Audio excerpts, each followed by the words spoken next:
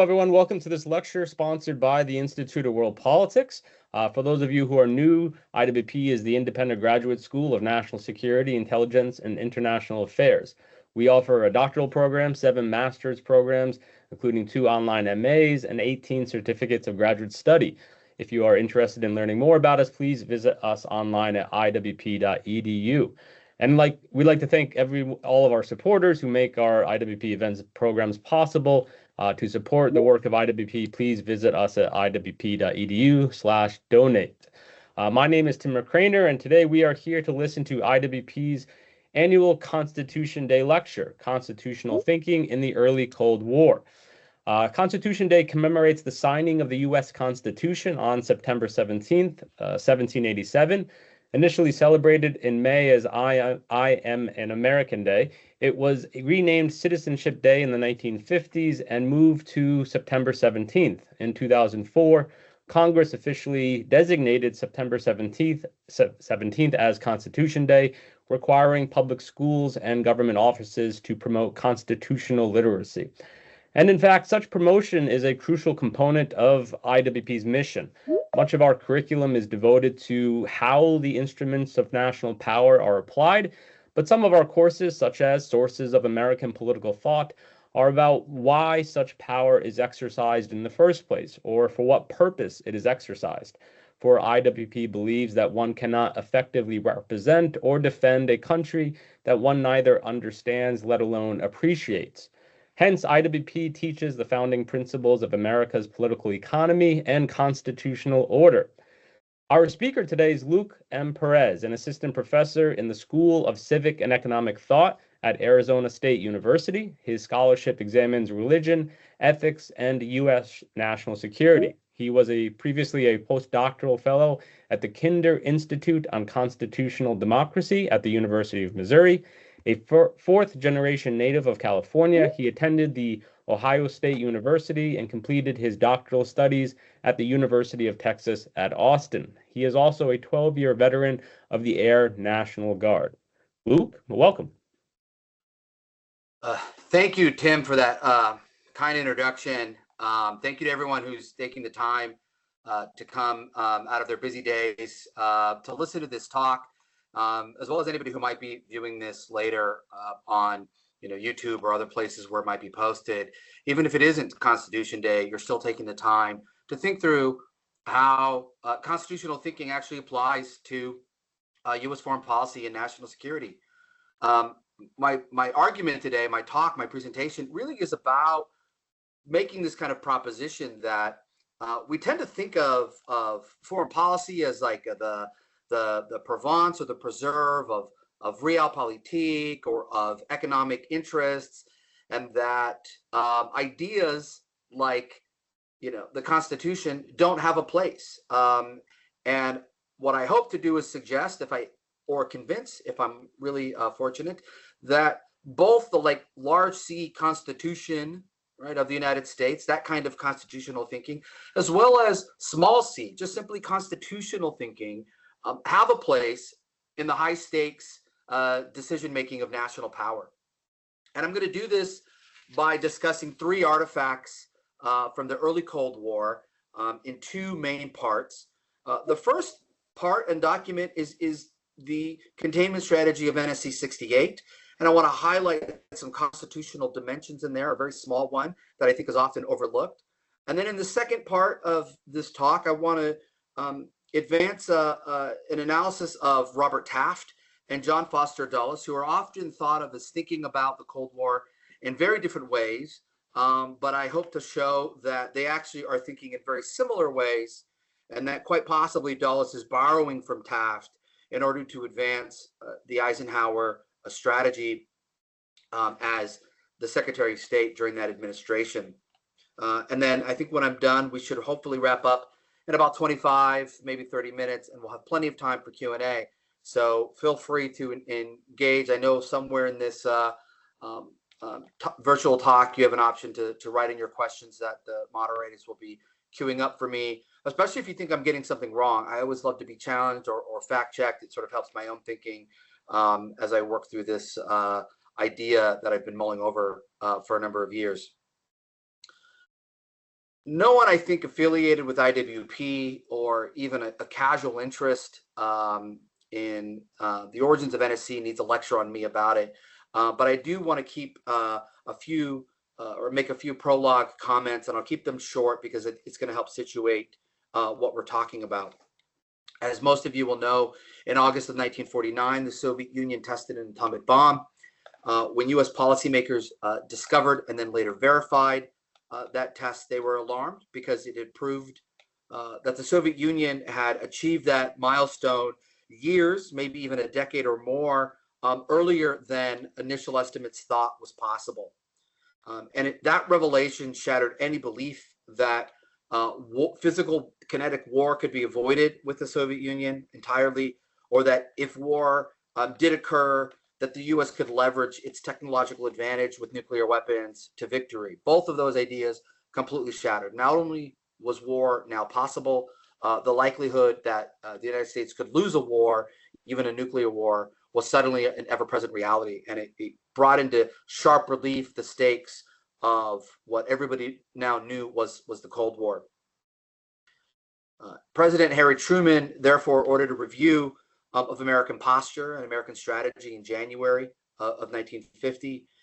And the NSC, under the leadership of Paul Nitze, worked on their draft through April. They presented their main sort of full draft to the president. And at nearly 60 typed pages, it's one of the longer documents, at least of those that have been declassified, that you can still find that are out there. I've tried to find the word count, but it's been very difficult. But it is an extraordinarily long document, and it's worth reading cover to cover. It's still a very important document in its own right. And NSC 68 argued that the U.S. was woefully unprepared to engage in the struggle with the Soviet Union, both in terms of industrial capacity, its military preparedness, and as well as sort of the rhetorical, political institutions that would be necessary. And therefore, it advocated for a massive military buildup. Some of those early drafts, according to some historians, so alarmed Truman that not only did he send instructions back to the NSC to rework the numbers and the estimates, he is rumored to maybe have sequestered all of the final drafts into his desk and didn't sign it until after the Korean War had started in June of 1950. That surprise invasion of South Korea in June of 1950 really did bring, was the final catalyst that made NSC its life as an authorized document. I think it's possible that but for the Korean War, none of us might never have known of NSC 68. It would have been lost into the archives as a classified draft that had never seen the light of day. And now it is the important document that we know. It is the architecture of what became containment. And aside from the main parts that are analyzing Soviet and American military industrial capacity, evaluating the proposed strategies, and all the other aspects that most of us might be familiar with, in the very beginning, NSC 68 includes some often overlooked passages. Namely, the document quotes directly from the Declaration of Independence and the Constitution of the United States. As well as towards the end, it cites Federalist 28 by name. And so let me read from you part 2 of NSC 68, which is titled The Fundamental Purpose of the United States. It's 2 very short paragraphs. But here's the first one. Quote, "The fundamental purpose of the United States is laid down in the preamble to the Constitution: to form a more perfect union, establish justice, ensure domestic tranquility, provide for the common defense, promote the general welfare, and secure the blessings of liberty to ourselves and our posterity. In essence, the purpose is to assure the integrity and vitality of our free society, which is founded upon the dignity and worth of the individual." Here's paragraph 2. 3 realities emerge as a consequence of this purpose: our determination to maintain the essential elements of individual freedom as set forth in the Constitution and Bill of Rights, our determination to create conditions under which our free and democratic system can live and prosper, and our determination to fight, if necessary, to defend our way of life, for which, as with the Declaration of Independence, with a firm reliance on the protections of divine providence, we mutually pledge to each other our lives, our fortunes, and our sacred honor. Close quote.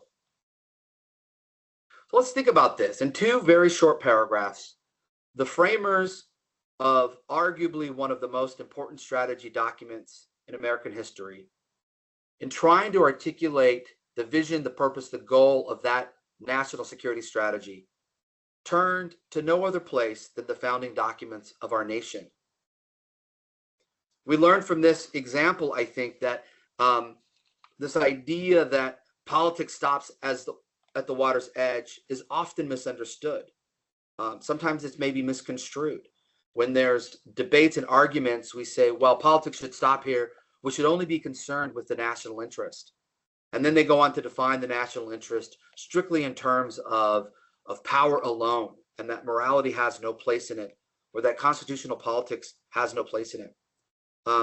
I think that's a little bit misguided if I understand NSC 68 correctly.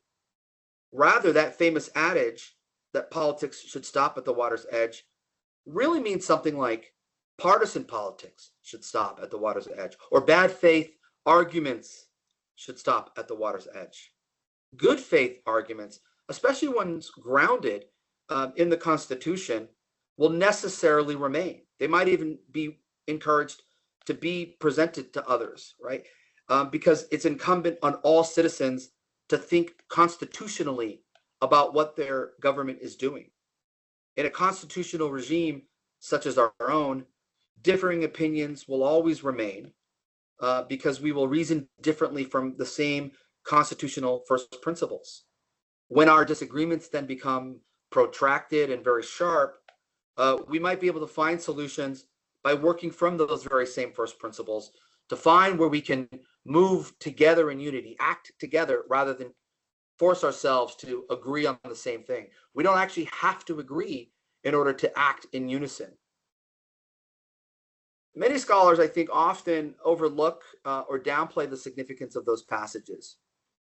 But if we recall, that strategy is in the words of John Gaddis, the calculated, or the thinking about calculated relationships of limited means and often potentially unlimited aspirations in the pursuit of national objectives. It follows then that a sober account of the primary aims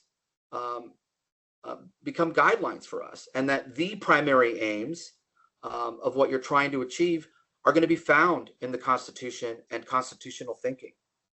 By turning to the founding for an articulation of national purpose, the framers, the architects of NSC 68, were able to create the ideal framing for American strategic aims.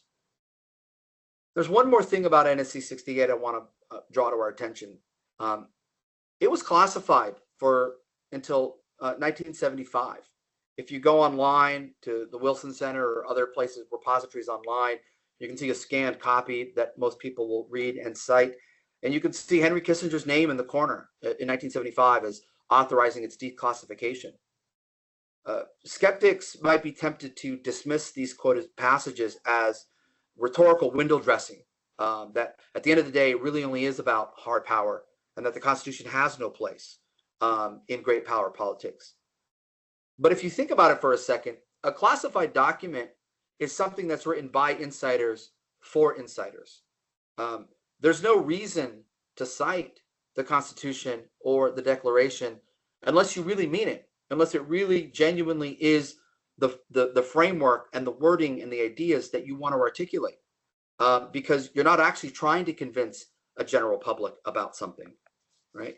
And so I take the use of the Declaration and the Constitution early in that document to be genuine from the framers of NSC 68. And that means a lot if we think about, again, for at least 25 years, very few people outside of the NSC would have known that that document existed. Maybe if they did, they only knew about its arguments in a very vague way. And an even smaller number of people would have actually had their eyes on it and read the argument, front to back. And so that's important to think about, especially as I get to the second part of my remarks today. And to that point, I want to next cover Robert Taft's 1951 book, A Foreign Policy for Americans, and John Foster Dulles' 1954 speech to the Council of Foreign Relations, Evolution of Foreign Policy. I want to take those two things up in reverse order. Even though Dulles came later, I think once we think through what Dulles is up to and what he's trying to achieve, we'll bring what Taft is doing into a kind of clearer and sharper focus, and we'll underscore that there was actually smaller amounts of daylight between them than most people have often thought about, especially on, again, this role of how constitutional thinking can help national security decision-making. Dulles, as everyone knows, was Eisenhower's Secretary of State. In some ways, he was foisted upon Eisenhower at the Republican National Convention. Eisenhower had ran for president because he was critical both of Truman's social domestic agenda as well as the isolationist wing of the Republican Party's foreign policy agenda. And so he wanted to thread the needle between a conservative domestic agenda and a more internationalist foreign policy one. Eisenhower did win enough votes prior to the convention for the nomination, but because of how the primary system was structured differently than it is today, he still needed support from Taft and the sort of the Taft wing of the party at the convention. Some historians of this period have suggested that it was Taft's people and his allies that insisted that Dulles would be named Secretary of State in order to gain backing from Taft, under the belief that Dulles was maybe less internationalist than they feared Eisenhower would be. If that's true, Dulles got the last laugh. In many ways, he was more internationalist and more hawkish than even Eisenhower at times. And Dulles was a very strong Cold Warrior, and he was therefore happy to keep any policy that Truman had and go beyond it with Eisenhower, as long as he believed that it would help the United States win the Cold War. And so he worked hand in glove with Eisenhower during those years. In his address to the Council of Foreign Relations, Dulles opens praising what Truman got right during his years as president, and then qualified that a lot of it was either wrong, or if not wrong, it was insufficient, in large part because he thought the Truman administration was acting reactively.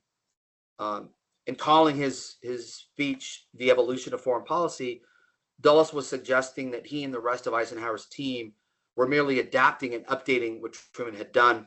And in many respects, I think they were doing that.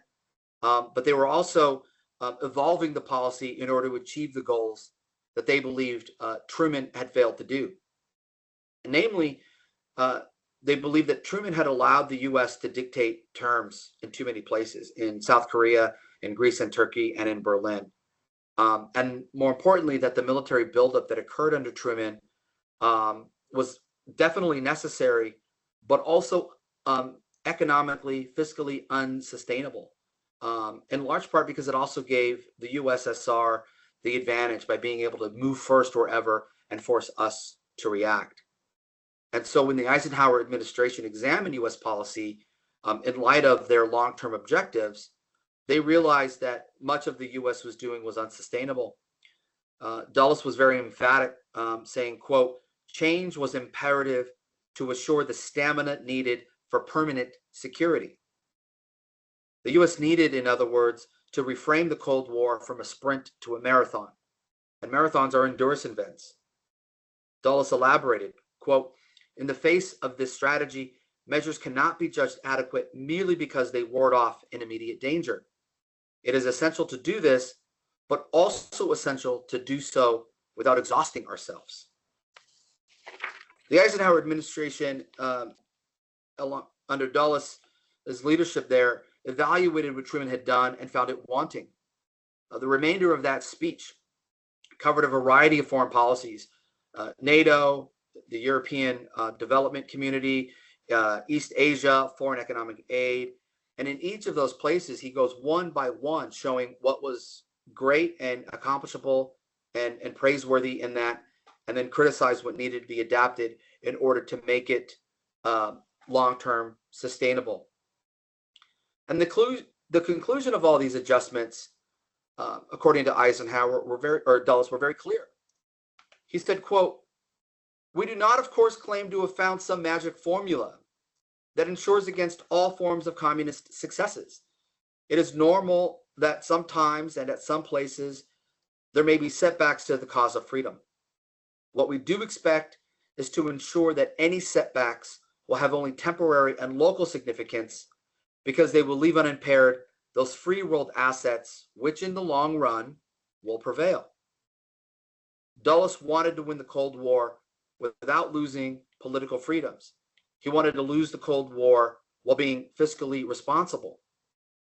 And these themes, I think, become manifestly more present when we think about what Robert Taft had written just a few years prior in his 1951 book that he wrote as he was getting ready to run for the presidency.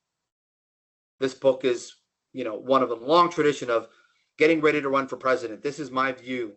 And the most important view at the time was, of course, the Cold War.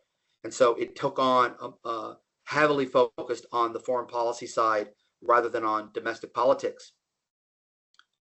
Taft believed that war could be destructive to liberty, that even necessary and just wars potentially could destroy the very things and people they're supposed to protect. His penchant for a restrained foreign policy was rooted in what he believed was the American tradition of non-intervention and neutrality, and that tradition was in the service of American freedom. He writes in that book, quote, "I do not believe it is a selfish goal for us to insist that the overriding purpose of all American foreign policy should be the maintenance of the liberty and the peace of all the people in the United States." Taft's language differs very little if you go back and read what Winston Churchill wrote in his 1946 Iron Curtain speech, but framed it less about defending the free world broadly, as Churchill did, to more narrowly the United States. Indeed, Taft later writes, quote, "While in a time of war, people are willing to surrender those liberties in order to protect the ultimate liberty of the entire country, they do so on the theory that it is a limited surrender and one in which they hope will soon be over. But an indefinite surrender of liberties, such as would be required by an all-out war program in a time of peace, might mean the final and complete destruction of those liberties which it is the very purpose of the preparation to protect." I think, put differently, insofar as Robert Taft was an isolationist, as he is often presented to be, he was not one simply because he didn't care about the rest of the world. Rather, he was instrumentally an isolationist because he feared that over the long run, a militarized struggle against the Soviet Union and potentially another costly war might be harmful to our individual freedoms, our constitutional freedoms. And my own view, I think, is that he was not really an isolationist, but that often he's presented as one, both by modern day isolationist, restraint foreign policy types, as well as internationalist types, because it sort of serves the purpose of saying that he was either one of their own or something to be rejected. In fact, I think Taft was much more nuanced because he wanted to defend the American way of life, and he believed that a more restrained, neutral, non-interventionist foreign policy was the best way to do that. His commitment to constitutional liberty led him to criticize things like foreign aid as outside the primary interest of the United States, for instance, and to characterize FDR's famous Four Freedoms as an effort to raise the global standard of living with American dollars, which he believed was unsustainable over the long haul. And yet, this same principle of constitutional liberty led Taft to endorse and champion American global leadership, especially the moral leadership that the U.S. could exemplify in international institutions such as the newly created United Nations. Listen to what he wrote a little bit prior to his ideas that I just quoted above about putting Americans first as not being selfish. He had written, quote, "I have always felt, however, that we should depart from this principle," referring to his non-intervention principles, "if we could set up an effective international organization, because in the long run, the success of an organization should be the most effective assurance of world peace and therefore American peace. I regretted that we did not join the League of Nations." He continues, "We have now taken the lead in establishing the United Nations. The purpose is to establish a rule of law throughout the world and protect the people of the United States by punishing aggression the moment it starts and deterring future aggression through joint action of the members of such an organization." And so if you think about it for a moment, I think we have something like Taft on the one hand and Dulles on the other, who are presented as being sort of, Mr. Isolationist and Mr. Internationalist. And yet that's not actually true. Both of them are thinking very clearly about constitutional liberty, about preserving the American way of life over the long run, about trying to achieve a strategy that's fiscally responsible. These are all things I think that stem from not only, again, as I said before, the large C Constitution of the United States, sort of the small c constitutional thinking of, constitutional government and democratic freedom. And so in short, I think there's very little daylight between the two of them. They see the problem very similarly, and they disagree on very subtle differences, and ultimately are they're both striving to solve the very serious existential threat that was posed by the Soviet Union while remaining within the constitutional constraints imposed by our Constitution in order to preserve the American regime. So to conclude, let me summarize a few of my main points. The Constitution of the United States does, in fact, have a place for us to think about and think through problems of national security. That constitutional thinking requires more than just jurisprudence of court cases. You'll note that I wasn't citing any, constitutional law, but nevertheless pointing out how we can begin to think through these questions from first principles. And therefore, as a result, it requires the habits of mind that draw on both the wider literary and political tradition of American political thought and practice. And third, that in the high stakes circumstances of the early Cold War, those tasked with crafting strategies to protect the homeland exemplified my two main points by turning to the founding documents of our nation and articulated those concerns and criticisms of various strategies by relying on those ideas and principles which undergird and support the Constitution. And so with that, I'll close my main remarks. Again, many thanks for the fine folks at IWT for inviting me. It's been a pleasure to outline a lot of these thoughts. I look forward to any questions that we have, especially, again, as I said before, areas of pushback and things that I may have gotten wrong, because it helps me sharpen my own thinking in the future. Thank you. Thank you so much, Luke. I appreciate the talk very much. And as Luke mentioned, please feel free now to put any questions you have in the Q&A, and I will share them with Luke. Just to get started, I guess I'll simply ask a somewhat broad question as well. I think, Luke, as you're familiar, there's quite a debate as the extent to which the Cold War constituted a departure in American foreign policy because of our new international obligations and so on. And so then, of course, scholars have pushed back over the last 2 decades or so and said that the Cold War did not constitute as much of a departure as was traditionally understood. And it seems as if, generally speaking, of course, you seem to be making the case that you're more sympathetic to the latter view. And so just could you perhaps frame your talk in the context of that larger question? Do you think that this simply gives evidence as to why it wasn't as much of a departure, or do you still think it was not much of a departure? How much of a departure? However, which way you want to answer it, I leave to you. Yeah, so I think I'm definitely in that latter camp. That during the Cold War, there's not really much of a departure. The part from I mentioned that they cite the Federalist Papers in NSC 68, for example.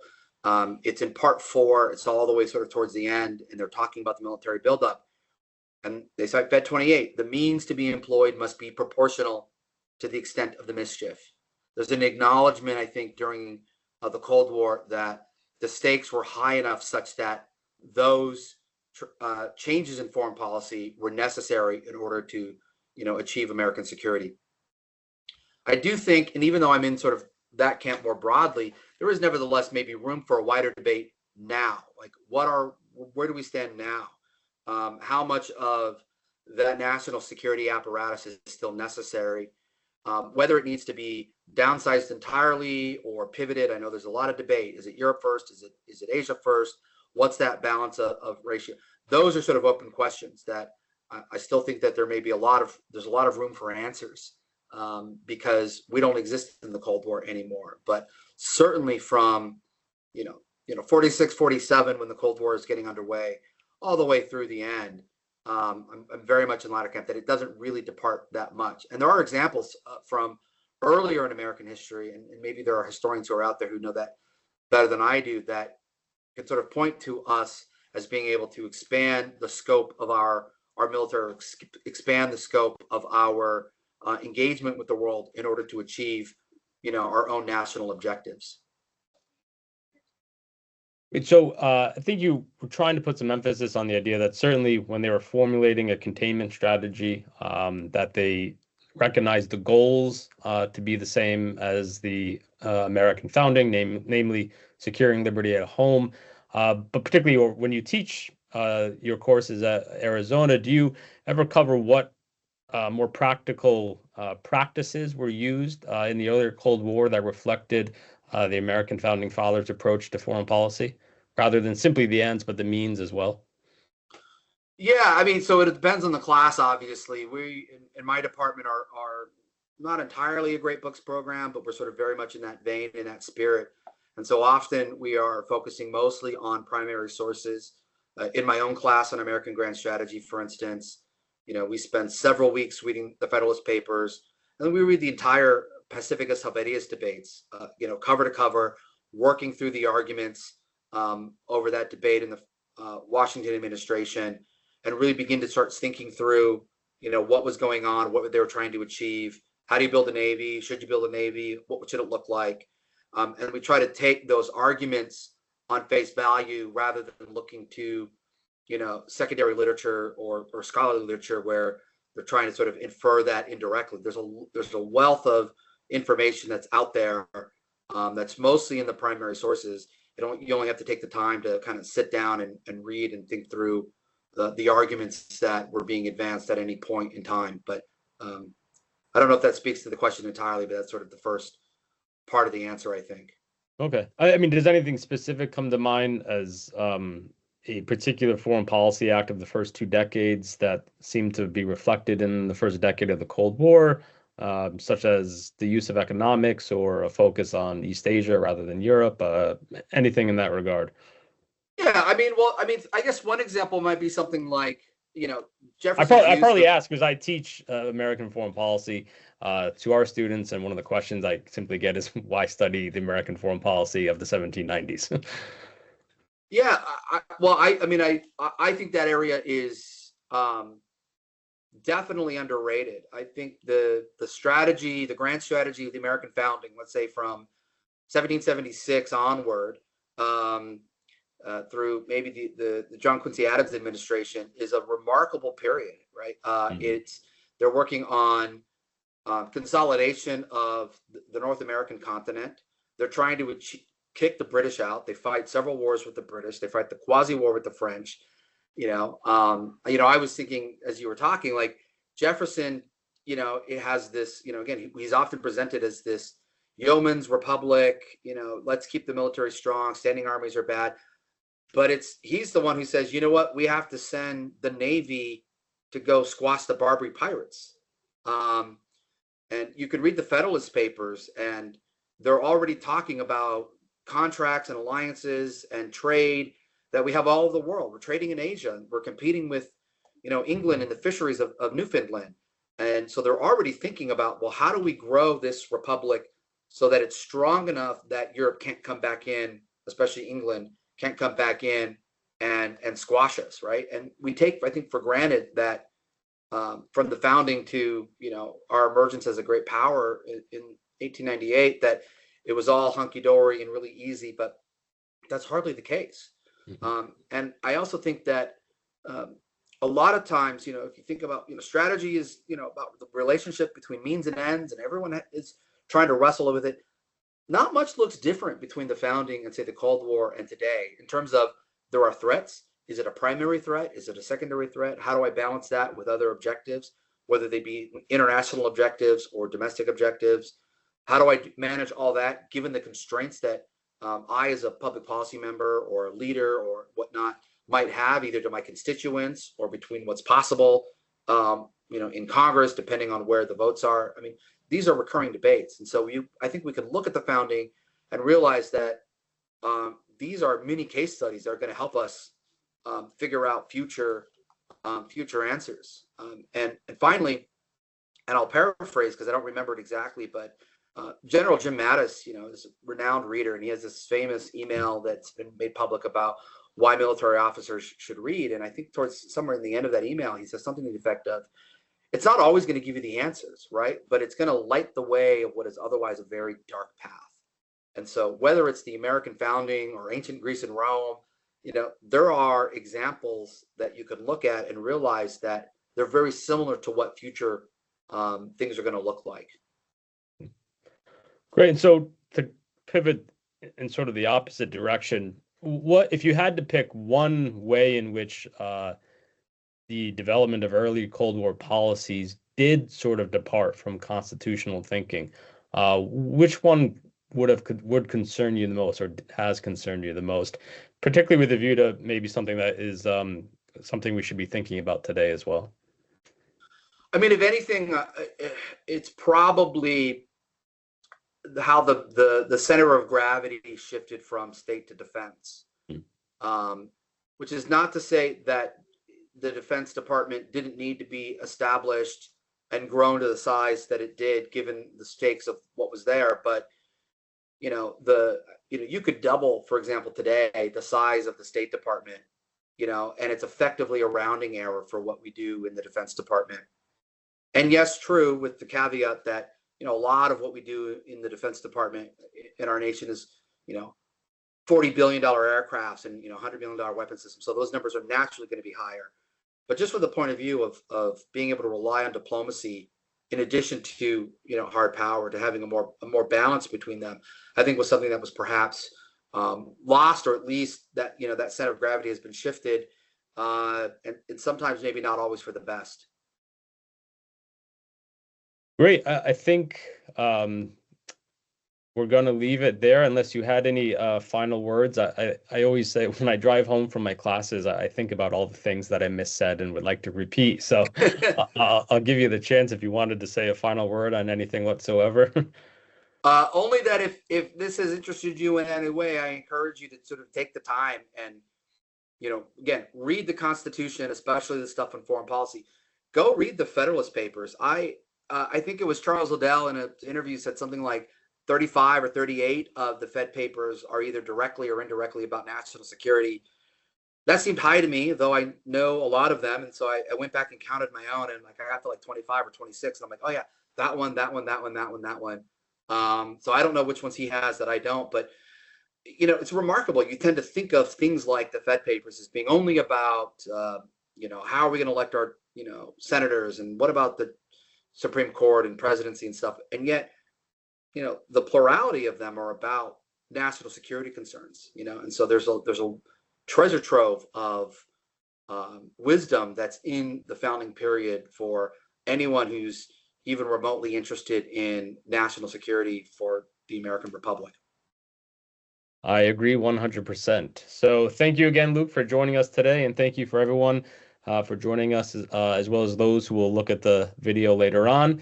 As one final announcement, I would also like to announce the Institute of World Politics 2024 Gala event will be hosted on Wednesday, October 9th at the Library of Congress. Sponsorship and attendance information are currently available at iwp.edu/gala. We hope to see all of you there. Thanks again, Luke, and we hope to have you back at some point in the future. Thank you for having me. Be happy to come back. Thanks, Luke.